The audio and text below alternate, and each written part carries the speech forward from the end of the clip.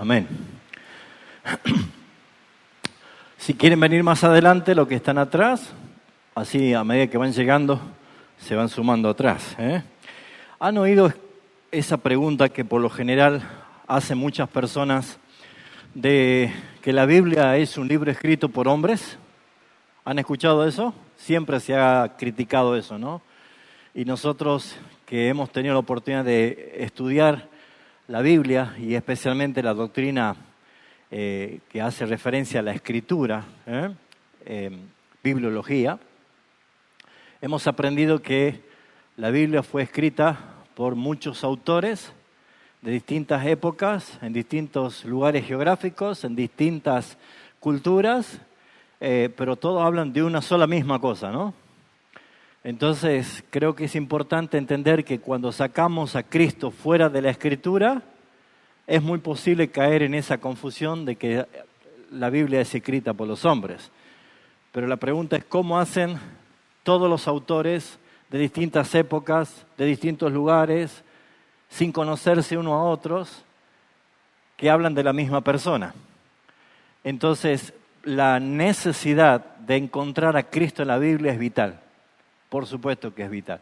Antes de entrar a la clase de hoy, ¿alguno podía hacer la tarea en el receso de ayer de estar en la casa escuchando la lluvia caer? ¿Alguien se tomó el tiempo de escuchar alguna prédica? Ajá, ¿vos? ¿Quién más? Ajá, 4, hermano, qué bárbaro, aplazado todo, ¿no?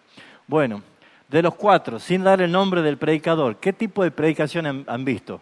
Joel, ¿qué tipo de predicación has visto? Y si es una predicación motivacional, si es una predicación, se ha basado mucho en Cristo.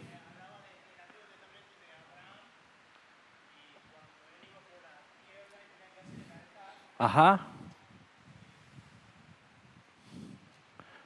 ¿Qué otra cosa observaste en esa predicación? Sí, que hablaba de Abraham y que cuando nosotros, porque él iba citando otras partes, sí, y también cita la parte en la que en la Torre de Babel, que las personas se habían olvidado de Dios. Ajá. Y que habían edificado una torre alta, y dice que el fundamento de nuestra fe, la fe cristiana, es Dios. Ajá. Y que cuando nosotros sacamos a Dios, sacamos a Cristo de toda la predicación o de nuestra vida, somos solamente escombros. Ajá. Que es todo lo que Dios, digamos, aborrece. Y eso es lo que a mí me ha quedado, que se ha basado mucho en Dios. Fue al Antiguo Testamento, fue al Nuevo, y todo se basaba en Dios. Bien, gracias. Si le sirve Jimmy Swaggart, digamos, la prédica. ¿Cómo? Si le sirve de Jimmy Swaggart la prédica. Perfecto, gracias. ¿Qué viste? ¿Qué observaste? Era todo motivacional. Era una prédica motivacional solamente. Solamente. Ajá, ¿y qué te dejó? Nada. ¿Estaba Cristo ahí o no? No estaba Cristo. No estaba Cristo. No, todo humanista y todo para el yo nada más. Ajá, ¿supiste entonces identificar cuál es una prédica cristocéntrica y Sí, cuál no? sí. ¿De qué trataba? ¿Motivaba en qué sentido? ¿A qué? A superarse como A superarse a persona. sí mismo. Sí, Ajá, pero siendo que nosotros no podemos superarnos nada ajá, si no estamos en Cristo. ajá, ok. ¿Sixto? Bueno, ok. ¿Qué viste, Sixto? Buenas tardes. ¿Cómo estás? Lo que se caracterizó el sermón, era un sermón teóricamente, eran con palabras motivacionales, Ajá, moralistas en algún cierto aspecto, ajá.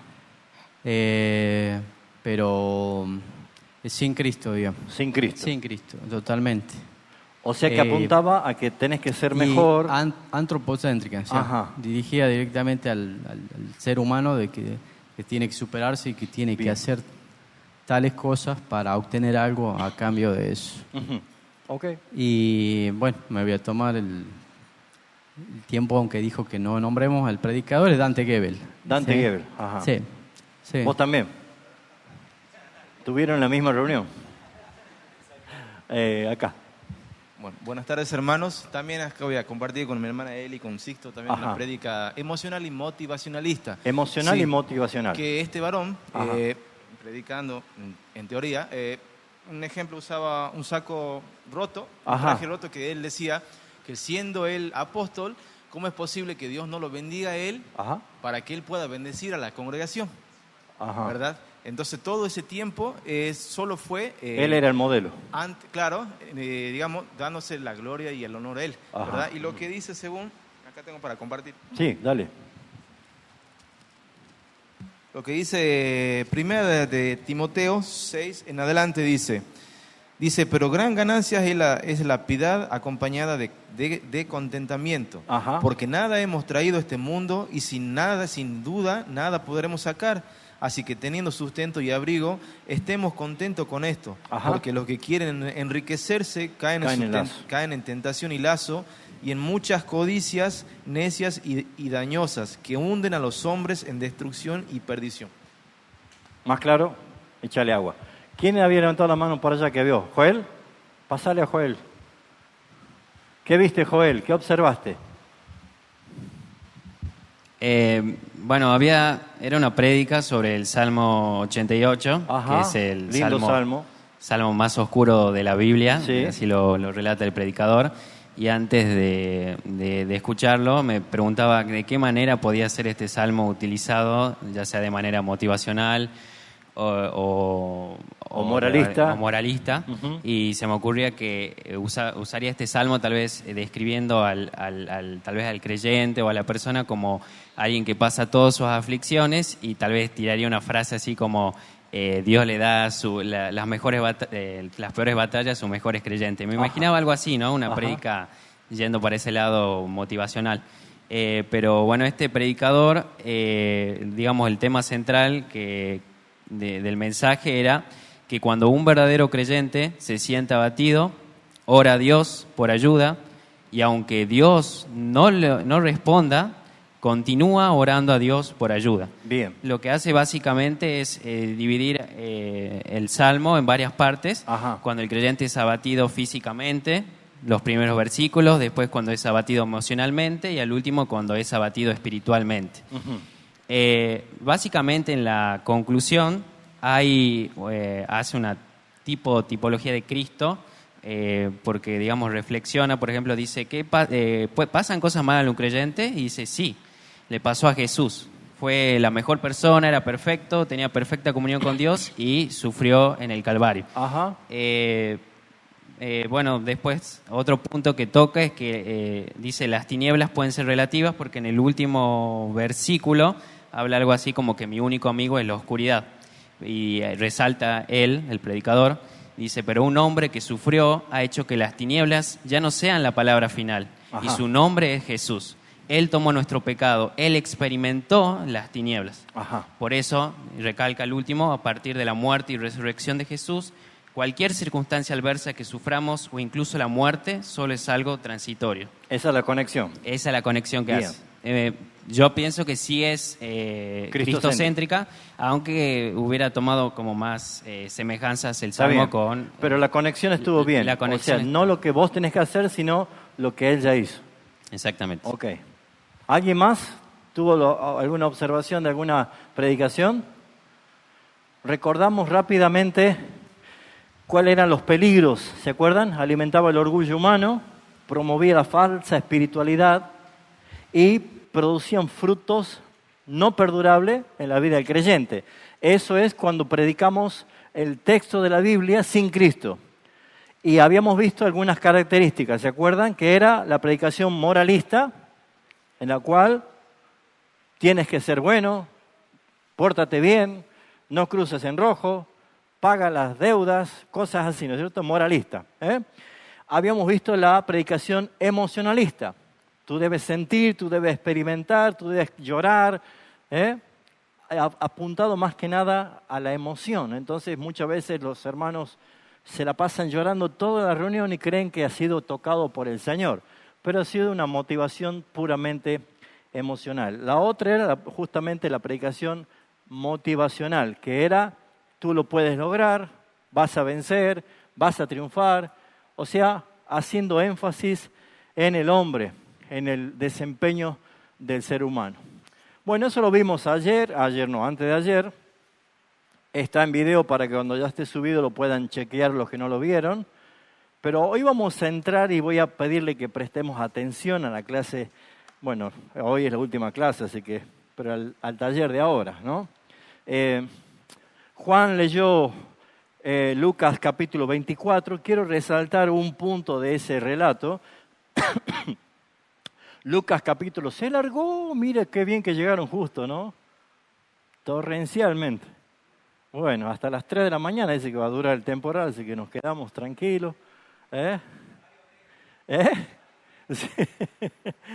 Lucas capítulo 24 nos dice así el momento en que él iba hablando con los dos de Emaús. Ya habló Juan del contexto de esto, pero Jesús en el versículo 44 les dijo: estas son las palabras que os hablé estando con vosotros, aún con vosotros, que era necesario que ¿qué?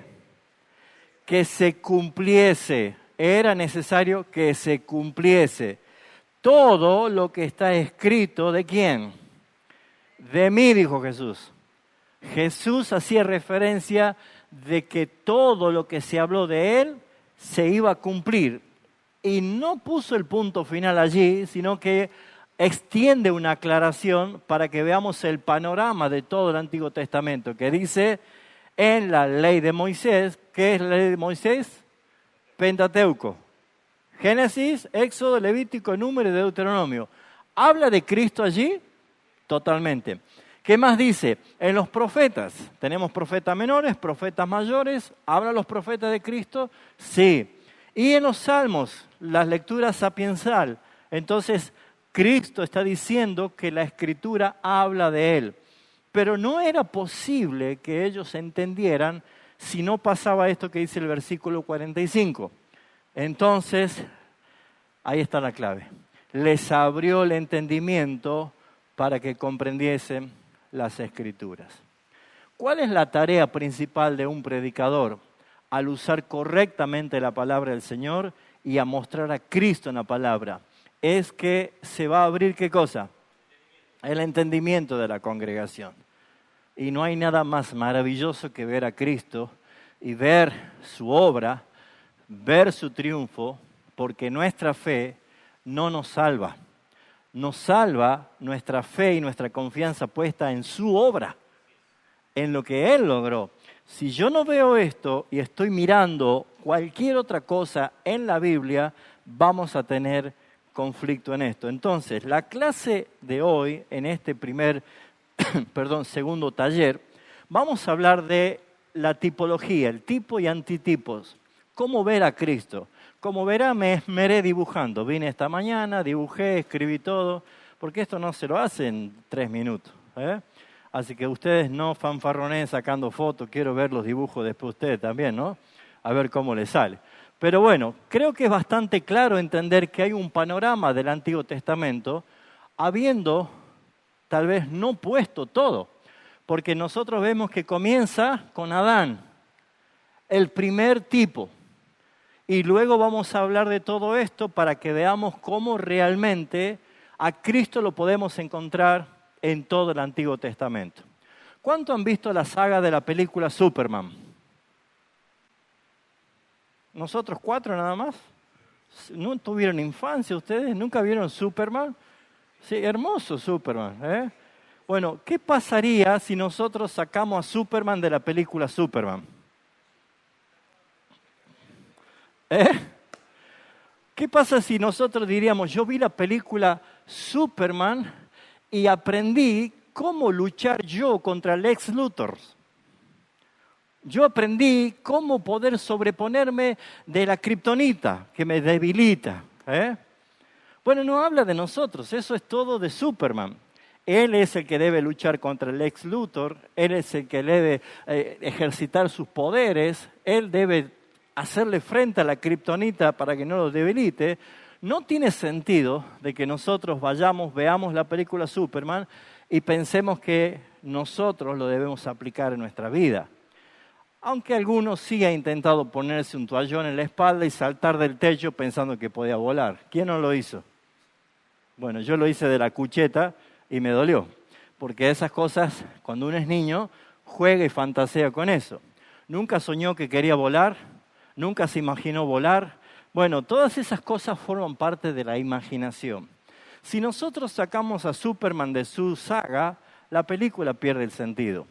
Hace un tiempo había escuchado a Carlos Villafañe, que era Kiko, ¿sí? Carlos Villagrán, que era Kiko. Y él decía que el personaje central era Don Ramón. Porque sin Don Ramón, no sé si lo habrán visto ustedes a ese reportaje, pero dice, si Don Ramón no tiene a quien pegarle doña Florinda, la chilindrina queda huérfana, el chavo no va a recibir nunca un coscorrón de esa persona. O sea, mostraba una persona que giraba toda una historia. Al sacar a él, todo lo demás quedaba medio librado al azar. O sea que ya entendemos nosotros que el protagonismo de alguien es insustituible, irreemplazable cuando tiene un sentido de todo lo que es el contenido de una historia, o lo que nosotros llamamos el contexto de una historia. La Biblia no es un conjunto de historias viejas, la cual podemos sacar enseñanzas moralistas para nosotros, sino que es una unidad en la pluralidad de libros en la cual nos enseña a nosotros de una sola persona, observar que habla de Cristo. Entonces, lo que vamos a ver primeramente es la definición. ¿Qué es un tipo y qué es un antitipo? En la conjugación de la palabra tipo vamos a encontrar muchas palabras en las cuales seguramente la hemos mencionado o la hemos escuchado. Por ejemplo, prototipo. ¿Sí lo han escuchado? Bueno, antitipo, arquetipo, estereotipo, subtipo, fonotipo, paratipo. O tal vez los sufijos como tipología, tipificación o tipografía. Ese tipos de juegos de palabra que no vamos a tratar de enseñar todo esto hoy, pero vamos a resumirlo en tipo y antitipo, que voy a hacer simplemente una pequeña aplicación acerca de esto. Pero lo importante es que nosotros podamos saber qué es un tipo y qué es un antitipo. Cuando usted abre la Biblia y va a leer el Antiguo Testamento, usted se va a encontrar con tipos. Y cuando usted va al Nuevo Testamento, va a encontrar el antitipo. No específicamente porque sea Antiguo y Nuevo Testamento, sino porque el tipo es una persona, o es un evento, o es un objeto, o es una institución que prefigura, señala o simboliza algo más, me faltó la S, fíjate si no está la S allí, se cayó la S, más grande, mejor o completo, una figura o sombra de lo real u original. ¿Qué es un tipo? Es una persona. ¿Qué más? Un evento. ¿Es un objeto o una institución? Nómbreme una persona que sea tipo de Cristo en el Antiguo Testamento. Rápido. José. Un evento. El maná, la caída del maná. Un objeto. Fuerte. El arca. Una institución. El templo o los rituales que se hacían sacerdotales, ¿sí? O sea que ya entendemos que todo lo que está acá es, ¿qué cosa? Algo que prefigura o señala o simboliza algo más grande, algo mejor, algo completo. Es una figura o una sombra de lo real o de lo original. Por eso es que cuando yo me quedo con la lectura del Antiguo Testamento solamente mirando el tipo y quiero sacar del tipo una aplicación para la iglesia, estoy haciendo algo incompleto. Si usted tiene a una persona que está parada y detrás está su sombra, ¿a quién quiere usted abrazarla si usted ama a esa persona? ¿A la sombra o a la persona? a la persona. La sombra está simplemente reflejando al cuerpo real, original de la persona que tengo acá delante. Por lo tanto, ¿qué es un tipo? Es todo lo que señala hacia algo mejor. Persona, objeto, evento, institución, algún suceso, algo que ha pasado que nos muestra a nosotros algo mejor. O sea que podríamos decir que el tipo es algo, ¿cuál sería el antónimo de algo que es grande, chico? Algo que es mejor. Más o menos, no es mejor, peor o casi. Y algo completo, ¿qué sería el antónimo? Algo incompleto. Por eso es que el Antiguo Testamento habla de Cristo. El Antiguo Testamento habla de las profecías y el Nuevo Testamento habla del cumplimiento. Cristo es el cumplimiento. Por eso es que el antitipo es la realidad cumplida, mostrada, revelada del tipo que la señala. O sea que el antitipo es la realidad, el cumplimiento de una persona que esta persona señalaba. La realidad del cumplimiento que este evento señalaba. ¿Se está entendiendo?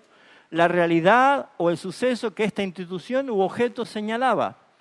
Eso es justamente lo que nos permite a nosotros ver a Cristo en toda la Escritura. Lo vemos como tipo y lo vemos como antitipo. Por ejemplo, Adán es un tipo. ¿Por qué? Deme cualidades de Adán. Creado por Dios. ¿Cómo? A imagen y semejanza de Dios. ¿Qué más tenía? ¿Qué cualidades tenía? Era santo. ¿Qué más? Tenía autoridad sobre todo lo creado. ¿Qué más? ¿Era perfecto o no? Perfecto. ¿Tenía comunión con Dios, sí o no? Tenía. ¿Pero qué pasó? Pecó. Cayó en pecado. ¿Qué más pasó? Destituido. ¿Qué más pasó? Condenado. Muere. Y sigue muerto. Entonces, si Adán es un tipo, ¿qué hacemos nosotros? ¡Qué macana! Ya no hay otra persona igual. ¿Quién es el antitipo de Adán? Jesús. Pablo lo pone en Romanos como el contraste, el antitipo. Él es el segundo Adán. Él es el verdadero Hijo de Dios, el hombre perfecto. ¿Se entiende? Él es el árbol de la vida. Ese es un objeto, es algo que ilustra a el que da vida. El que come de él vive eternamente. ¿Sí o no? Entonces encontramos que el árbol de vida es un antitipo de Cristo también. ¿Dónde está el árbol de vida? Génesis, capítulo 2 y 3. ¿Y después dónde vuelve a aparecer el árbol de la vida? Allá en Apocalipsis. ¿Y se acuerda que el dibujo que hicimos ayer, que estaba la creación, la caída y la consumación? En la creación era todo bueno, en la caída era todo malo y en la consumación será todo perfecto. Entonces, si este era el antitipo de Cristo, imagínense en lo que es en la perfección de la gloria. ¿Se entiende? Por eso es que Apocalipsis es un libro simbólico. ¿Qué más vemos? La serpiente aplastada la cabeza por la simiente de la mujer, que le aplasta la cabeza. ¿Eso sucedió o no? ¿Cuándo sucedió? En la cruz del Calvario. O sea que nosotros vemos que esto es un antitipo, la cual se cumple, un tipo que se cumple en el antitipo de Cristo muriendo y triunfando sobre Satanás en la cruz del Calvario. ¿Qué otra cosa? El arca. ¿Qué podemos entender del arca? ¿Qué habla del arca? ¿Qué conclusión sacamos del arca? ¿El arca es para qué? ¿Un instrumento para qué? Para salvación. Salvación de un juicio. ¿Pueden ver a Cristo? Si ustedes se ponen a ver el detalle que ofrece Dios en el diseño del arca, en los elementos, los materiales que ocupa, todo habla de Cristo. Todo habla de Cristo. El tipo de madera, la brea que iba a usar, la ventana hacia arriba, la puerta que se cierra por Dios solamente. O sea, todo habla de Cristo. El arca, que es el arca de salvación, o la historia de la redención de los que por fe han subido esa arca, es Cristo también. ¿Qué otra cosa? El Cordero Pascual. ¿Qué está haciendo este hombre? ¿Se entiende? Pintando el dintel. Éxodo capítulo 20.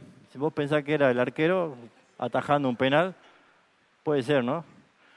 Ahora, fíjense en ustedes que esto es realmente la expresión de la Pascua en la cual nosotros vemos que se celebra año tras año, pero no se entiende muchas veces que esto es un antitipo, un evento que hablaba del Cordero de la expiación, la sangre del Cordero derramada, y que pasaba por alto, ¿qué cosa? La muerte. Cristo. La ley. ¿Qué es la ley?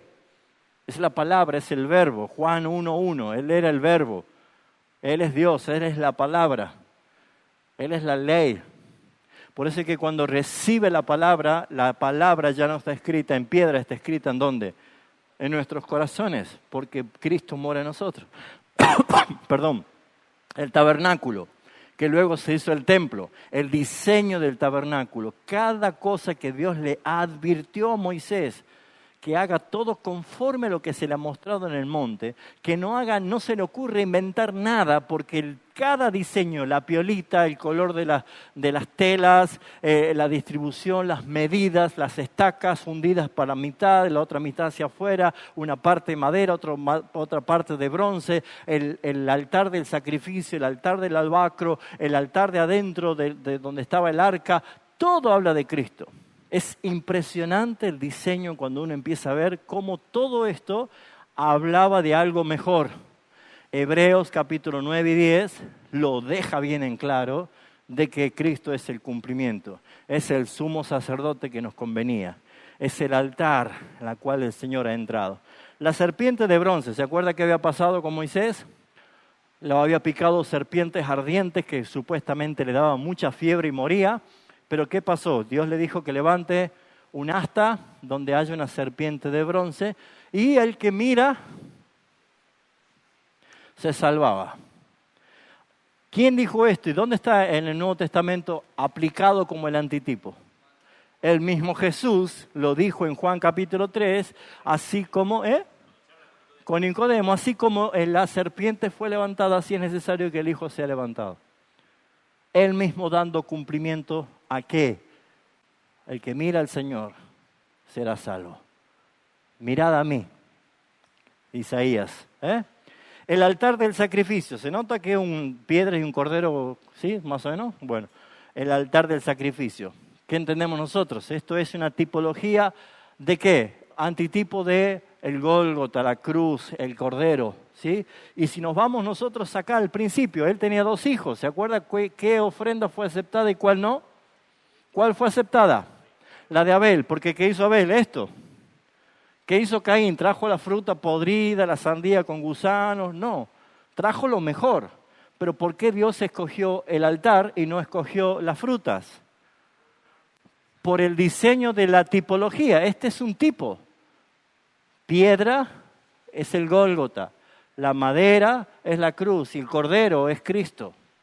Ese es el altar recibido por el Señor, aceptado para la expiación. ¿Qué encontramos acá? El cruce del río Jordán, el arca va en el medio, ¿se acuerdan? Antes de entrar a tomar posesión de la tierra prometida. ¿Qué pasó allí? Cuando los sacerdotes se pararon con el arca, las aguas se abrieron y el pueblo pasó en seco a tomar posesión de la tierra. Esto es un antitipo de Cristo también. Nadie va a llegar a la gloria eterna, a ese lugar eterno prometido, si no es por Cristo, el que abre las puertas, el que abre el mar, el que abre el río, su presencia. Entonces, en todos estos eventos, que hay muchos otros más, encontramos también, hermanos, que ese tipo de manifestación de la tipología nos ayuda a ir a la palabra y a comprender claramente el cumplimiento de cada uno de ellos. Entonces, si el Cordero Pascual de Éxodo es un tipo de Cristo, representa el sacrificio que va a salvar al Señor. Entonces, ¿qué vemos nosotros? Allí usted tiene sus hojitas como definición, ¿sí? Tipo, una persona, objeto, evento del Antiguo Testamento que prefigura a Cristo o su obra. ¿Qué es lo que hace? Señala. ¿Qué hago de mal yo si interpreto la Biblia sin Cristo? Hay que hacer algo, pero ¿quién lo va a hacer? Si yo no lo veo a Cristo, entonces el destinatario va a ser la iglesia. Usted tiene que hacer esto. Y si yo le estoy diciendo a la iglesia, usted tiene que hacer esto, yo le estoy diciendo, usted sea su propio redentor. Y ese no es el sentido de la historia de la redención. Comenzó, ¿se acuerda? En Génesis 3:15, la promesa, y desde entonces todo el desarrollo de la historia, de la teología bíblica, es eventos y sucesos y acontecimientos y personas y objetos y instituciones que señala al mejor, al predilecto, al perfecto, al que lo logra, a Cristo. ¿Por qué nosotros tenemos una congregación muchas veces decepcionada? ¿Por qué tenemos una congregación desanimada? ¿Por qué tenemos una congregación poco motivada con la palabra del Señor? Porque muchas veces le predicamos y le decimos lo que debe hacer, lo que tiene que hacer, lo que no tiene que hacer, o que debe ser igual a tal persona. Le ponemos el ejemplo de esa persona, lo que tiene que hacer, y como ninguno de nosotros tenemos una naturaleza apta para hacer lo que Dios espiritualmente nos pide que hagamos, nos frustramos. Entonces, el tercer taller de hoy, el último, vamos a hablar de la aplicación del mensaje cristocéntrico. Pero lo que nosotros tenemos que ver es que no nos estamos preparando para maltratar al pueblo de Dios. No nos estamos preparando para sacar a la iglesia con más culpa, con más carga. No peque, no haga esto, no tome esto, no mire aquello, no vaya para aquí, no vaya para allá. Sea así, sea mejor, ore más, estudie más, ayune más, haga esto, haga aquello. La gente escucha solamente eso y cada vez que le decimos eso, le estamos nosotros frustrando la posibilidad del gozo de la salvación porque no está en nosotros la posibilidad de hacerlo. ¿Se entiende? Ahora, ¿cómo yo puedo lograrlo? ¿Yo puedo orar más? Sí, pero no me hace más que nadie. ¿Yo puedo leer la Biblia más que todos? Sí, pero no me hace más que nadie. ¿Por qué? Porque mi estándar es Cristo. ¿Y dónde mira el Padre? ¿A cuál o sobre quiénes están los ojos complacientes del Padre? Sobre Él. Entonces, mi necesidad es llevar a la congregación a verse en Cristo. En Cristo. Cuando yo estoy llevando a la iglesia a encontrarse en Cristo y a ver a Cristo obrando a su favor, vamos a entender que si Cristo es el antitipo de todo lo que señalaba como imperfecto, esperando lo perfecto, lo mejor, la iglesia va a decir, entonces Cristo es lo mejor que me puede haber pasado, porque es completo, porque es perfecto y porque en Él lo tengo todo. Amén. La aplicación es necesaria. Por eso es que la importancia de los tipos en la Biblia es claramente resaltada por el mismo Señor Jesucristo allí en Lucas, que hemos leído del versículo 27 y el versículo 44. ¿Por qué? Porque revelan el plan soberano de Dios a través de las distintas edades. Desde acá, donde comenzó todo. Desde acá, Dios empezó a traer esperanza. ¿Lo ven que está triste, frustrado, fracasado, condenado? ¿Y cómo está el segundo Adán o el verdadero Adán? Triunfante, glorioso. ¿Cuál quiere usted? estar así o estar así. Cuando yo les doy a la iglesia lo que tiene que hacer sin Cristo, lo único que voy a lograr es una iglesia frustrada, derrotada. La motivación va a durar poquito. El empuje es como cuando nos dicen, ¿qué me puede ayudar a empujar el auto? Sí, ¿cuál es? Dice, es un camión Escaña, ¿no? Que está así. ¿Qué? Va a hacer toda la fuerza y va a mover apenas la rueda, ¿no? ¿Cuánto va a durar esa fuerza? ¿Cuánto dura la motivación? Y si yo simplemente tomo algunos personajes preciosos de la Biblia, como hablamos ayer, sea como David. David es un hombre que venció a Goliat. David era un hombre conforme al corazón de Dios. Siempre resaltamos eso. El más dulce de los salmistas, el mejor compositor de las mejores canciones al Señor. Sea como David, debe ser como David. Pero David, ¿qué hizo David? Adulteró con la mujer del prójimo, conspiró para matarlo, lo mandó a matar. No sea como David. Busquemos otro personaje. ¿Por qué decía ayer, mencionaba justamente a Tim Keller como alguien que hacía referencia a que muchas veces en las clases de la escuela dominical, que parece las más inofensivas, se transforman en las clases más peligrosas si no enseñamos realmente como tiene que ser? Porque muchas veces nosotros en las clases para niños santificamos la historia para contarle a los niños y no lo mostramos a Cristo. Entonces mostramos a David y Goliat, hermosa historia. Mostramos a Elías con los profetas de Baal, hermosa historia. Mostramos a Abraham, el padre de la fe, hermosa historia, santificada. ¿Qué quiere decir? No mostramos la parte fea. Pero si nosotros mostramos todo el consejo de Dios, toda la escritura de Dios, vamos a ver que David fracasó, que Abraham fracasó, que Moisés fracasó, que todos fracasaron. ¿Por qué? Porque todos ellos son un tipo.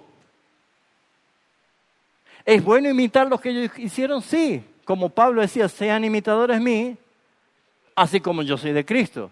Pablo no cortaba la línea ahí, sino que decía, yo también soy imitador de Cristo. ¿Dónde hay que poner los ojos? En el autor y consumador de la fe. Por esa razón es que cuando empezamos a ver la Escritura de otra manera, cuando nosotros tenemos dos gafas, una para ver a Cristo y otra para ver los pecados del hombre, la cosa cambia, ¿no? Cuando yo empiezo a leer así. Entonces, ¿qué relación hay entre el tipo y el antitipo? El tipo es el modelo o la sombra, y el antitipo es la realidad plena en cumplimiento. ¿Por qué muchos cristianos no lo ven? Porque no ven a Cristo. Y si no es Cristo, ¿quién ocupa el lugar? Digo conmigo, el yo. El yo. El yo sustituye a Cristo. Hay un solo trono. ¿Quién se sienta en el trono? Entonces, si mi predicación no es una predicación cristocéntrica, es casi seguro que sea antropocéntrica. La demanda de la predicación antropocéntrica es que el hombre nunca se sacia, nunca va a quedar satisfecho, siempre va a querer más. Entonces ahí es donde cae en el uso de la imaginación y la creatividad de los pastores y los predicadores a predicar de todo tipo de cosas. Ingresan la psicología, meten la metafísica, meten la cientología, meten marketing. ¿Por qué? Porque la gente necesita más cosas. Por ejemplo, ¿a quién no le gusta sentarse a escuchar los 5 puntos necesarios para triunfar en la vida? Y ahí nomás sacan toda la libreta, ¿no? Punto número 1, y empezamos a anotar. Porque cuando yo estoy fijando mi atención en de qué modo yo puedo mejorar, superarme, triunfar, tener éxito, tener poder, tener fama, lo que quiera llamarle, ya no está Cristo allí. Porque ¿qué es un mensaje cristocéntrico? Es el que predicó Juan el Bautista. ¿Qué dijo Juan el Bautista? ¿Se acuerdan que Jesús dijo, no ha habido un profeta más grande que él, aunque él no hizo ningún milagro? ¿Pero por qué era el mejor? Porque fue fiel a toda la palabra que el Señor le había dado. ¿Sabe qué es lo que resalta Jesús de Juan el Bautista? que mientras más veía a Jesús crecer, ¿qué hacía él? Hay un texto que todo cristiano en el mundo lo sabe de memoria. Gálatas capítulo 2, versículo 20. ¿Qué dice? Con Cristo estoy juntamente crucificado. Ya no vivo yo, mas Cristo vive en mí. Y lo que vivo ahora en la carne, lo vivo en la fe del Hijo de Dios, el cual me amó. ¡Wow! Ahora, lo sabemos acá, pero ¿lo aplicamos acá? Porque lo que dijo Pablo es una tamaña verdad. Si ya no vivo yo, ¿qué es lo que yo predico para motivar a la gente? ¿Para despertar a quién? Los zombies. Ya no vivo yo. ¿Quién vive? Y a su nombre. No, tranquilo, ¿eh? ¿Quién vive en mí? Cristo. ¿Quién vive en mí? Cristo. Por lo tanto, ¿a quién se debe haber? En mí, a Cristo. Eso nos va a llevar al último taller. Entonces, si el tipo es el modelo, la sombra, y el antitipo es la realidad plena, esta relación demuestra cómo Dios utiliza los patrones de la historia de la Biblia, que es la historia de la redención, para señalar a Cristo. No debemos forzarlo. Ya lo vamos a ver nosotros en el segundo taller. Vamos a ver con más claridad de esto. No debemos forzar, pero sí debemos entender que cada vez que vemos nosotros una historia, Dios la ha diseñado y ha hecho cada cosa, cada detalle de esa historia para resaltar la redención que apunta a Jesucristo. ¿Se entiende? Entonces, si nosotros vemos a Adán como un tipo que representa la humanidad caída, Cristo es el antitipo, el último Adán que representa la redención de la humanidad caída. ¿Lo ven? Entonces, si hay alguien que está sin Cristo, está condenado, pero si alguien está en Cristo, está redimido. Entonces, no tiene sentido que yo predique un mensaje y que hable de Adán, que hable de la creación y no conecte eso con la redención en Cristo Jesús. Si el arca de Noé es un tipo del refugio de la salvación para escapar del juicio de Dios, el antitipo que es Cristo es el único refugio de salvación eterna. Por esa razón, mis hermanos, es que nosotros vamos viendo que la Biblia cobra más sentido cuando yo empiezo a ver, a leer, a estudiar, a meditar en cualquier parte de la Biblia en la historia de Cristo. Cristo y su iglesia. De allí viene el diseño de Adán y de Eva. ¿Sí? De Adán y de Eva. Comienza con un matrimonio en Edén y termina con una gran boda en la Nueva Jerusalén. ¿Quién es la mujer? Levante la mano la mujer de Cristo. Yo sé que los varones...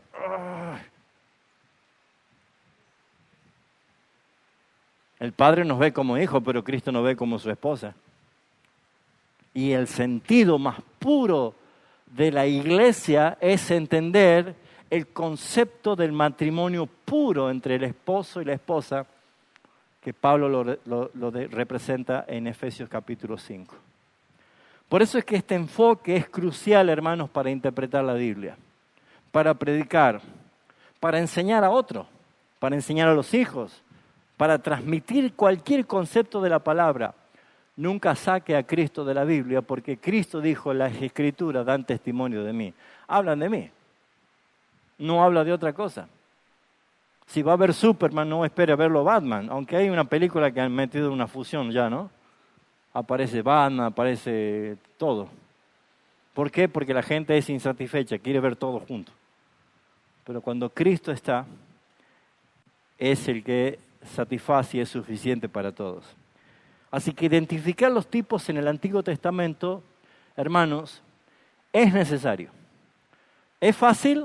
No. Requiere disciplina, un estudio cuidadoso, una evaluación cuidadosa, porque no todas las cosas claramente están mostrando esa dirección de Cristo.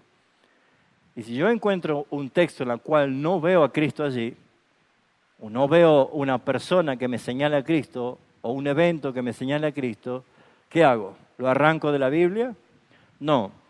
Detrás de todo eso hay un Dios que ha escrito esa historia y que nos va a revelar en el momento que sea necesario. Porque ninguna palabra cae al olvido. ¿Se entiende esto? ¿Vamos bien hasta acá?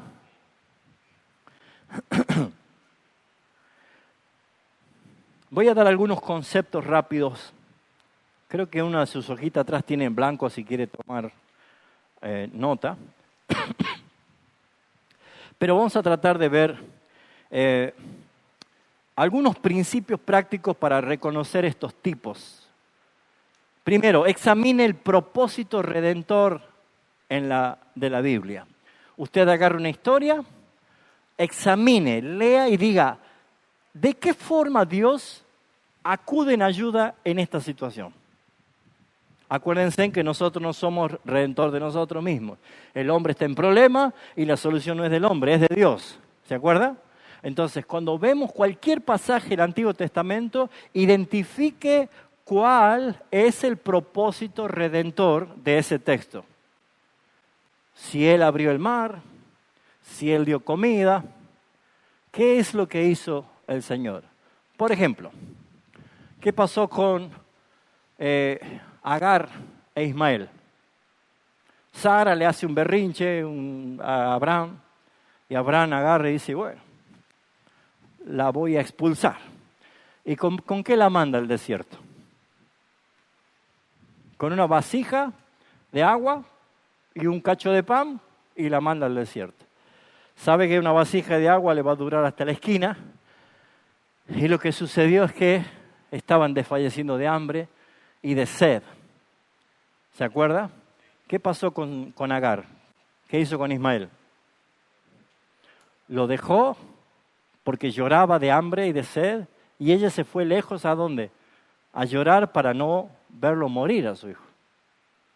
¿Qué pasó? ¿Se acuerda la historia o no se acuerda? ¿Y qué hizo el ángel? Parafraseé, no importa si no lo sabe textualmente. ¿Se acuerda de la historia? Es como que le abrió los ojos y vio que estaba ella al lado de ¿dónde? De un estanque de agua. ¿Hay redención allí? ¿Sí o no? ¿Cuál era el problema?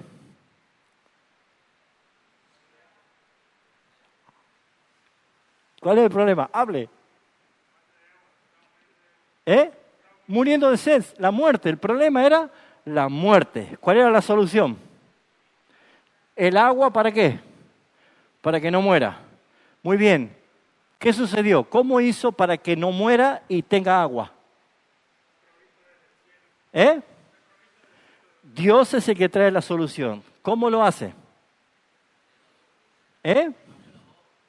No fue a traer el ángel un estanque de agua y le puso al lado de Agar. Quiere decir que Agar estaba desfalleciendo y llorando y ella no veía que estaba al lado del agua. Lo único que hizo Dios es ¿qué? Abrir los ojos. Muy bien, ya tenemos allí nosotros el problema, tenemos la solución y cómo es la redención que se da ahí. ¿Qué es lo que hace Dios? ¿Cómo interviene? Dios les abre los ojos, ve el agua, toma, le da a su hijo y se salva. ¿Sí o no? Muy bien. Así cuando tengas problemas de finanza en tu vida, tienes que ver que al lado de tu casa puede haber un prestamista que te pueda dar un buen crédito. ¿Amén? ¿Cuál sería la aplicación? Vamos. Vale equivocarse aquí. ¿Cuál sería la aplicación? Vale meter la pata. Levante la mano si yo vea y por lo menos leo los ojos. ¿Qué? Clamar. Esa es buena señal. Orar y clamar. ¿Y qué más? ¿Es cierto? Que venga algo gratuito, ¿sí? ¿Cuál sería la solución? Vamos, rápido. Un ejemplo.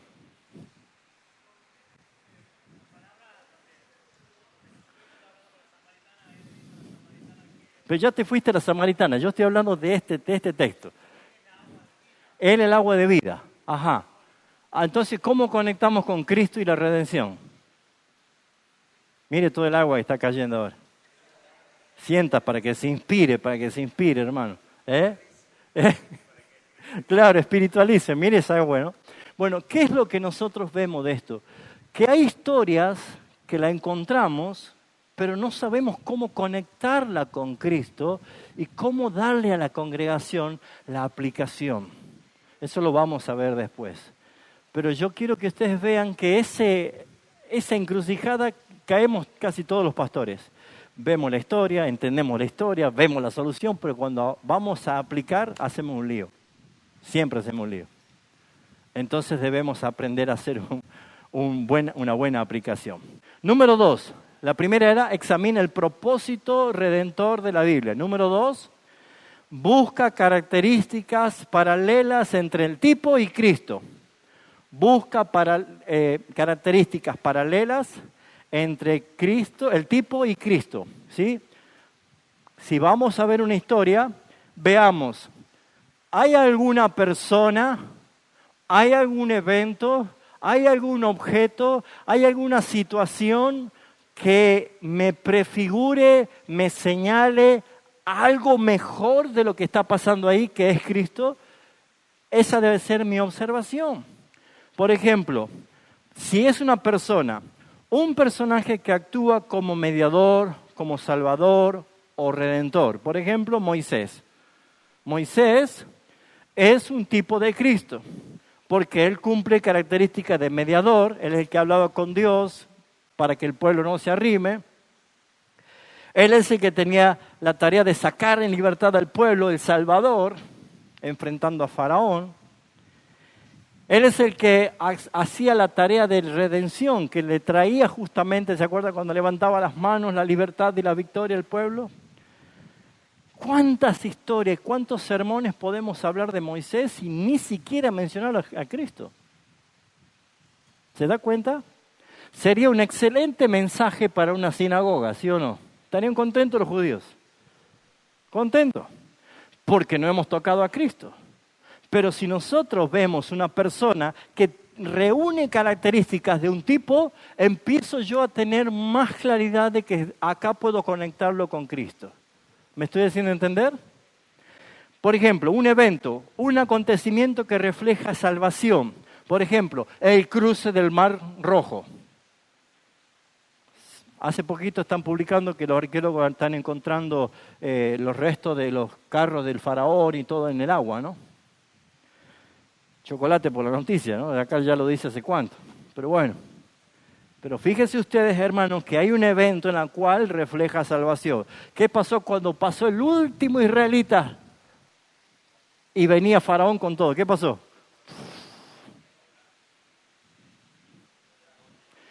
Los sepultó a todos. Tremendo. ¿Qué es lo que vemos allí? Es un evento que representa a la victoria de Cristo dándonos salvación. Objetos, elementos que simbolizan a Cristo, como el maná que caía del cielo, como el agua que salía de la roca. Entonces, ¿qué es lo que tiene que hacer? Cuando lee, observe, como punto 2, características que dan a entender entre tipo de Cristo, la tipología y Cristo. Número 3, ¿vamos bien? Número 3, identifique profecías cumplidas en Cristo. Eso lo vamos a ver ahora en la segunda charla. Identifique profecías cumplidas en Cristo. Por ejemplo, algunos tipos están explícitamente conectados con Cristo en el Nuevo Testamento. Por ejemplo, ¿se acuerda del sacrificio de Génesis 22 de Abraham con Isaac en el monte Moriah? Es más claro echarle agua, hasta el mismo monte, nada más que después se llamó Monte Calvario, Monte de la Calavera. Pero ese originalmente se llamaba Monte Moriah. Y allí es donde Dios se ha provisto de un cordero para el sacrificio. Fíjense ustedes que esa profecía se cumplió en Cristo Jesús. Otra, Éxodo capítulo 12, es el cordero pascual. cuando la muerte iba por todos los primogénitos, debían matar al cordero y pintar el dintel con la sangre, y la muerte pasaba por alto. Esa es la palabra Pascuas. Pero así tenemos cantidad de historias en el Antiguo Testamento, las cuales nos permiten a nosotros mirar un tipo de Cristo. Número 4. Considera los principios de continuidad y contraste. ¿Qué significa esto? Un tipo apunta a Cristo, pero Cristo siempre supera al tipo. ¿Sí o no? Un tipo apunta a Cristo, pero siempre el antitipo supera al tipo. Usted quiere comer una parrillada en mi nueva estancia, ¿sí? Y se sienta. Le pide la carta al mozo. Y usted ve allí la foto con los churrascos y todo, ¿no? ¿Qué dice? Muchas gracias, ya me llené. ¿Me voy? No, usted está viendo algo que le está mostrando que lo que va a venir es mejor que eso. Es diferente comerlo que mirar solamente la carta. Bueno, es la idea del tipo que señala a Cristo, pero Cristo siempre va a ser superior al tipo. Siempre. Entonces, cuando nosotros vemos, por ejemplo, la historia de Elías y los profetas de Baal, o Eliseo y la resurrección del hijo de la viuda, ¿cuántas historias tenemos en la palabra de Dios? En la cual podemos ver claramente tipologías que nos indica que lo que Cristo iba a hacer es mucho mejor todavía. ¿Vamos bien? Bien.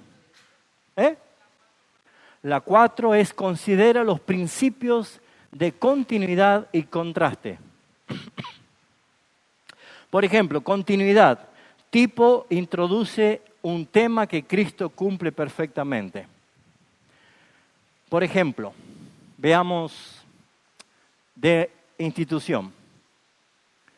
¿Saben por qué los judíos 1500 años estuvieron practicando todos los años sacrificar a un cordero de expiación? Ellos todos los años hacían esto. Pero cuando vino Cristo, Él fue el cumplimiento total. Les voy a dar un pequeño apéndice sobre esto. Todo aconteció cuando Jesús entra en ese día triunfal de victoria a Jerusalén. ¿Se acuerdan qué decían los judíos? Hosana, Hosana, bendito sea el Rey. Fíjense ustedes, Él llegó justamente para el día de la preparación para la Pascua. No era la Pascua todavía. Ese día el sumo sacerdote salía para el lado de la puerta donde entran las ovejas y él se iba para Betelem, la casa de donde están allí los corderos. Allí él debía seleccionar al mejor cordero y traerlo para prepararlo para la examinación. Cuando él iba saliendo y él iba yendo, Jesús por el otro lado venía entrando, porque él venía de Jericó, ¿se acuerdan? Venía de Jericó. O sea, si usted ve el mapa, venía del otro lado. Entró a Jerusalén y apenas entra, el sumo sacerdote que iba a buscar el cordero, escucha que la multitud decía, ¡Hosana, Hosana! Ese cántico de Hosana se le cantaba al sumo sacerdote cuando ya venía con el cordero para el sacrificio. Y dice, ¿cómo está gritando Hosana, Hosana, si yo estoy recién yendo a buscar? Y ya estaba cantando, porque el cordero estaba entrando. Cumplimiento. ¿Se acuerda cuál fue la reacción de los fariseos? Le impedían que canten. ¡Cállense! ¡No digan eso! ¿Y qué dijo Jesús? Si estos se callan, ¿por qué iban a gritar las piedras? Porque era el cumplimiento. Se terminó en los 1500 de ensayos para el día del cumplimiento. Entonces Jesús es el Cordero. Cuando Jesús está en la cruz, a las 3 de la tarde, antes de morir, Él dijo, tengo sed. ¿Saben por qué? Porque el sumo sacerdote, durante 1500 años, el último cordero, porque todos los familiares, todos los jefes de familia traían un cordero, le cortaba el cogote, echaba la sangre en el altar de sacrificio, y cuando llegaba el último cordero que el sumo sacerdote tenía que sacrificar, para que el pueblo sepa que era el último, él levantaba el cuchillo y decía, tengo sed. Entonces le daban de beber agua y él decía, consumado es, y le cortaba el cogote al cordero, y la gente entonces hacía celebración. Allí no gritó ningún sumo sacerdote, pero nuestro sumo sacerdote en la cruz del Calvario, para que se cumpla esa escritura, dijo, tengo sed. Y tomó el agua, ¿y qué dijo él? Consumado es. Y habiendo dicho esto, dijo, Padre, en tu mano encomiendo mi espíritu, y murió. Y a partir de allí, nunca más se volvió a sacrificar ningún cordero en Jerusalén. Así quieren hacer tercer templo, cuarto templo, que quieren hacer. Porque el cordero ya fue sacrificado. ¿Se entiende esto? O sea, la historia respalda al antitipo. Él es el cordero pascual. ¿Se entiende? ¿Vamos bien hasta acá? En 5 minutos termino, hacemos un break y continuamos con un pequeño trabajo que vamos a hacer. Número 5, usa el Nuevo Testamento como clave de interpretación. Creo que acá lo estoy poniendo, ¿no? 4, me pasé uno, bueno, errores. Use el Nuevo Testamento como clave de interpretación. ¿Cómo nosotros podemos ver el cumplimiento en el Nuevo Testamento?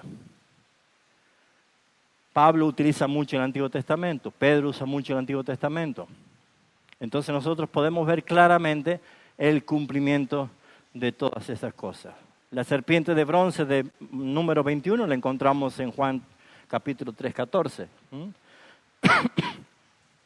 Melquisedec, un tipo del sacerdocio, habla justamente de Cristo, el sumo sacerdote, en Hebreos capítulo 7. Todo eso está corroborado en el Nuevo Testamento. Y hay muchas historias en las cuales nosotros vemos el cumplimiento. Número 6, analiza símbolos y relaciones con Cristo. O sea, el Antiguo Testamento está lleno de imágenes y símbolos que prefiguran a Cristo.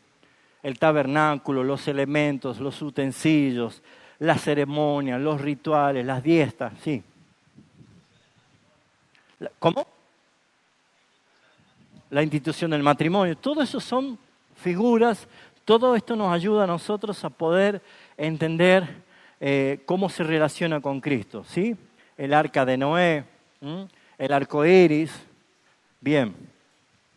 Número 7, ya termino, pregunta, ¿cómo este tipo apunta a Cristo? Debe preguntar, ¿cómo este tipo que estoy viendo acá apunta a Cristo? ¿Cómo apunta a Cristo? Y como dije, no me entró para dibujar todos los tipos, pero está lleno de tipos en el Antiguo Testamento. Cuando usted ve un tipo, una persona, un objeto, una situación, pregúntese, ¿cómo señala Cristo esto? Cuando usted lo señala a Cristo, ¿qué va a ver? La redención, la solución que Dios da para nuestro problema. Queda claro, hermanos, que nosotros no podemos imponer a la congregación que haga algo que no tiene la posibilidad de hacerlo, y si lo hace va a ser algo tan frágil porque es algo natural, es algo humano, pero no es lo que la palabra de Dios nos enseña, es que Él sea visto como el Redentor. ¿Amén?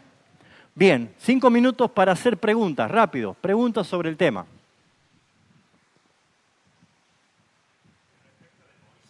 Ajá.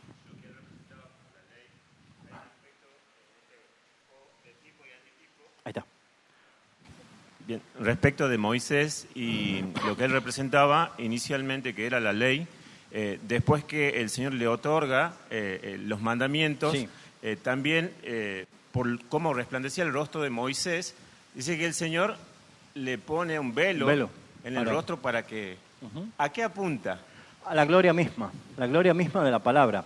Que ese, ¿dónde lo vemos en el Nuevo Testamento? En la transfiguración. En la transfiguración. La transfiguración aparece en Moisés también, Pero en ese momento, ¿qué es lo que anhelaba Moisés? ¿Qué le pide Dios a Moisés? A Dios. Moisés a Dios, ¿qué le pide? Muéstrame tu rostro. O sea, yo he visto cosas maravillosas, he visto las 10 plagas, he visto abrir el mar, he visto caer fuego del cielo, una nube del cielo, he visto caer maná, he visto tantas cosas extraordinarias. No me sorprendería nada, pero lo único que quiero ver es tu rostro. ¿Y qué le dijo el Señor? No podés. No podés.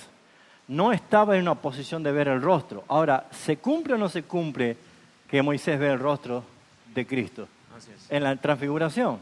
Ahora, ¿qué es lo que vemos nosotros? Que la gloria misma que Moisés no podía ver, porque dice que en una forma figurada le vio la espalda, era más que nada para entender el temor que debía tener el pueblo ante lo sagrado. Por eso es que decía, ni una bestia de carga podía tocar el monte. Pero es figura de Cristo en cuanto a lo que es la glorificación, en cuanto a su esencia misma. Por un segundo se transfiguró y el Padre por misericordia lo ocultó con una nube, porque Pedro ya estaba divagando, ¿no? Pedro ya estaba hablando cosas que no tenían sentido. Y el Padre lo que hizo es sacar de ese peligro porque no podía resistir. Pero ¿cuál es la promesa? ¿Hacia dónde vamos? Hacia Cristo. Pero ¿hacia dónde? Cuando nosotros, ¿qué dijo? Nos le veremos como tal cual como Él es. Así es. Cara a cara. Pero para que llegue a eso, ¿qué tiene que pasar con nosotros? Debemos ser glorificados. Glorificados a su gloria. ¿Se entiende? Entonces, vemos un tipo, vemos el cumplimiento, pero hay una aplicación de esperanza. Yo voy a ver a mi Señor. Yo voy a ver cara a cara a mi Salvador. ¿Sí? ¿Pregunta? Allá. Sí. Mi pregunta era, Pablo habla de figura y sombra. ¿Son términos semejantes a tipo y antitipo? ¿No? Bueno, yo también creo que Pablo escribió hebreo, pero donde hace mención en hebreo, que todo es figura y sombra de las cosas que están por venir. Sí, está hablando de... Están sacando fotos, ¿no? Está hablando de la tipología revelada en Cristo Jesús, que se hace un antitipo, un cumplimiento. Pero ¿qué está diciendo? Todo es figura y sombra. El tabernáculo, el cordero, cosas que han hecho por años en forma ritualista, ahora ya está el cumplimiento. Siempre es bueno entender así, que el Antiguo Testamento es el Evangelio que estaba velado y el Nuevo Testamento es el Evangelio que está revelado, o sea, mostrado a Cristo. Entonces lo que hace Pablo al escribir, bueno, el autor de Hebreos que le escribe a Hebreos, es mostrarle cómo Él es superior a los ángeles, superior a Moisés, superior al todo sumo sacerdote, superior a Melquisedec. O sea, ese es el ejemplo más claro de lo que es el antitipo, Hebreos. ¿Sí? ¿Otra pregunta? ¿No? Bueno, tomamos 5 minutos, vamos a hacer un pequeño trabajito de a 2 o de a 3 con alguna tarea y luego entramos a la otra parte de la clase. ¿No hay más preguntas, seguro? Bueno, estiramos las piernas un ratito, tenemos unos minutos para descansar, ir al baño y ya continuamos.